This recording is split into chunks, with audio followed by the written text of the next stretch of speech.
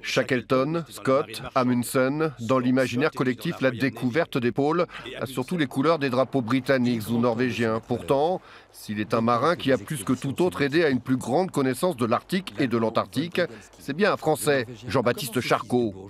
Presque un siècle après sa mort, le réalisateur Marc Jampolsky voulait en quelque sorte réhabiliter un des pères de la science moderne. Charcot, lui, il a toujours mis en avant l'argument scientifique.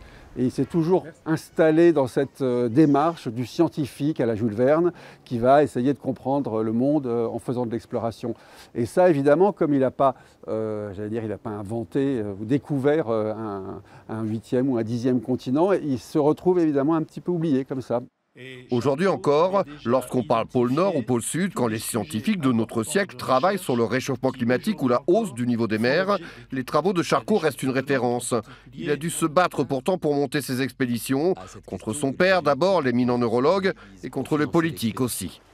Il va mettre dans la balance la découverte du pôle Sud en tant qu'élément régulateur finalement de toute une histoire du climat, de la biologie et de tas de choses scientifiques qui concernent la planète entière. Autrement dit, le pôle Sud, quand il arrive là, n'est plus simplement une terre à conquérir, c'est un endroit qui va nous expliquer ce qu'on vit, pourquoi on le vit et comment on le vit.